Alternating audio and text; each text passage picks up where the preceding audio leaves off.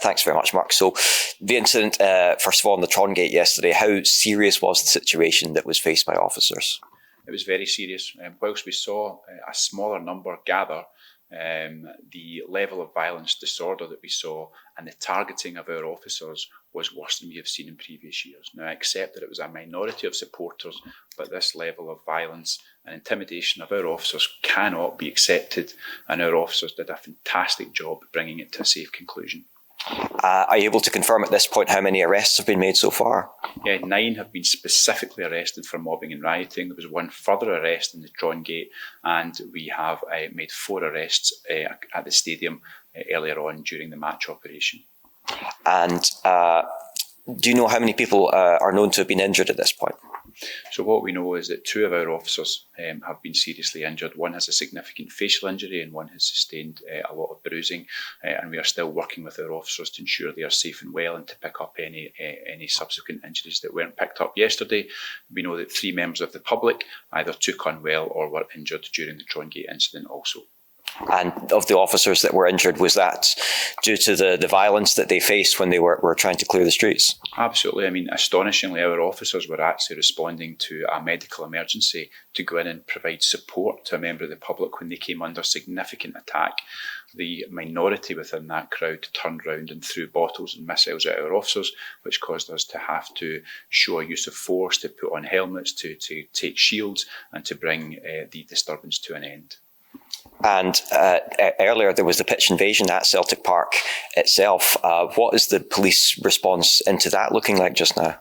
Sure. Well, I think the first thing is that the club are responsible for safety and security and the planning at the stadium.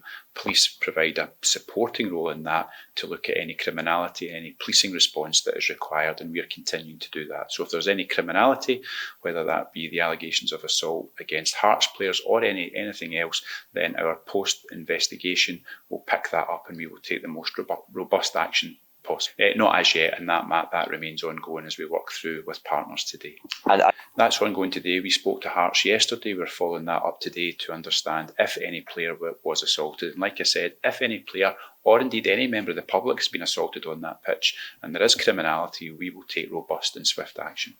I think the first thing to say is that Police Scotland work very well with Celtic and the local authority week in, week out. We police and provide safety operations across loads of events and loads of matches over the course of the season.